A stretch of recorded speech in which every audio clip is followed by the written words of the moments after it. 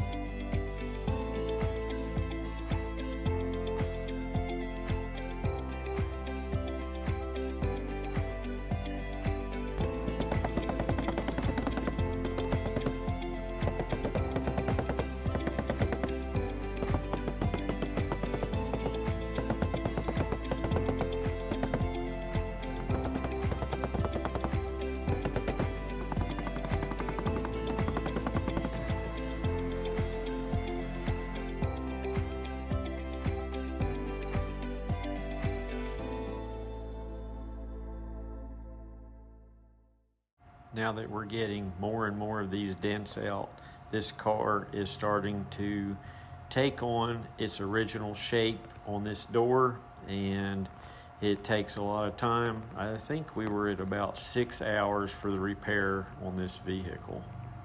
Now we have a very sharp high that we have to tap down before we push out.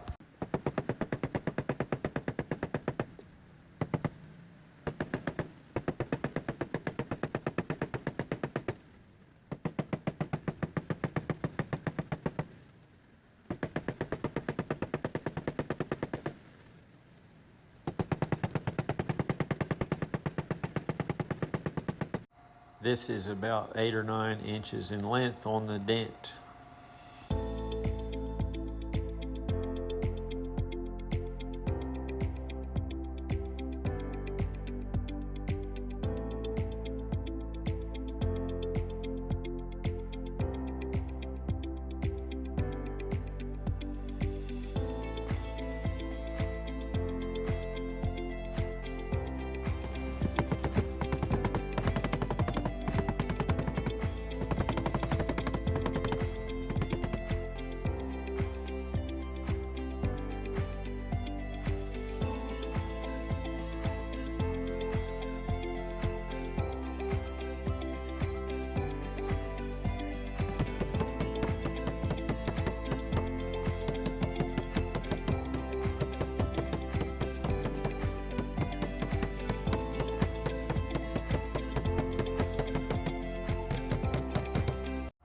Even though I've been working on this door for about 2.5, 3 hours, you can see there is still plenty of work to be done. A lot of highs and lows, and it is still looking destroyed. So it's going to take a little more time for sure, but we're going to keep on working on it and working up more and more dents in different directions. And right here's after about another hour to an hour and a half, I did some pushing. And it's starting to look a whole lot better. Now we're going to go on to that little dent down low, and also that one on the rear door. We've got to get it up also and make it look presentable to be able to sell. And on this dent on the lower part of the door, I'm going to go up through a drain hole and use this Dent Craft door tool to push this up. They're very strong, and the set of them tools are very inexpensive. If you're a beginner, this is something that you would definitely want to check out, because you can get started with these tools at around $139 or $49, I believe. But either way, for 5 tools, I believe it's very cheap, different lengths, and be able to get down into a lot of different parts of the door. So I recommend these for sure for any beginner. Hey, I use them still after, I guess it's around 14 years I've been doing these, and I have some of the original ones still that I haven't either lost or maybe destroyed.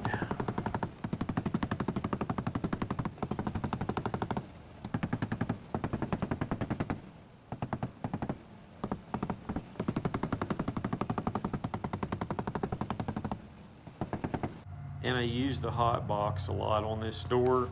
I didn't show a whole lot of the time because I probably spent 45 minutes actually using the hot box in different areas to shrink the metal to where it would push up good and smooth, and it also shrinks up some of the imperfections and the little prick marks and stuff. So I recommend a hot box for sure.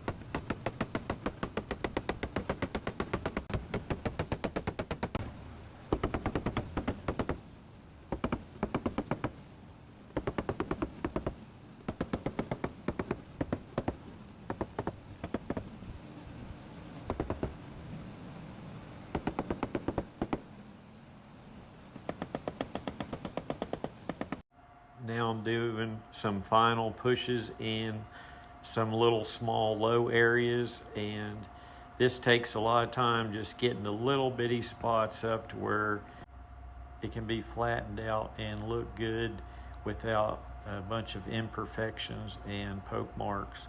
So we are using a whale tail down here in this area, this door, actually pushing off of the brace and flattening out a couple of creases.